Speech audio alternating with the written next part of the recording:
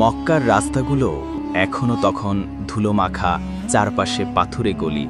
তপ্ত মরুভূমির বাতাসের মাঝে জীবনযাপন করছিলেন মানুষ। তখনও ইসলামের দাওয়াতের সূচনা হয়েছে অল্পদিন।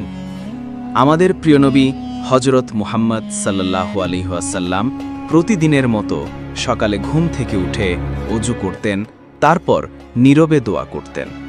তিনি আল্লাহর রহমতের বার্তা মানুষের কাছে পৌঁছে দিচ্ছিলেন, কিন্তু কুরাইশদের একাংশ তখনও ইসলাম গ্রহণ করেনি, বরং তাকে কষ্ট দেওয়ার জন্য নানা রকম পরিকল্পনা করত।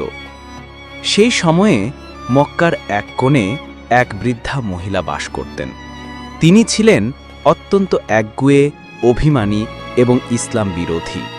নবীজি যখন প্রতিদিন সকালে তার ঘরের পাশের সরু গলিটা দিয়ে যেতেন, তখন বৃদ্ধা মহিলা দরজার উপরে উঠে দাঁড়াতেন।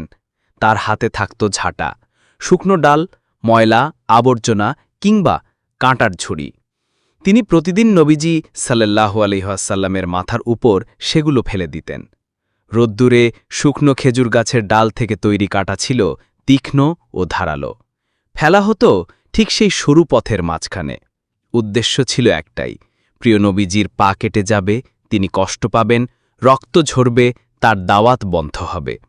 কিন্তু রাসূলুল্লাহ সাল্লাল্লাহু আলাইহি ওয়াসাল্লামের চরিত্র ছিল এমন যে তিনি কখনও প্রতিশোধ নিতেন না। প্রতিদিন সেই পথ দিয়ে যেতেন, ধীরে ধীরে, কারো সাথে তর্ক করতেন না, চিৎকার করতেন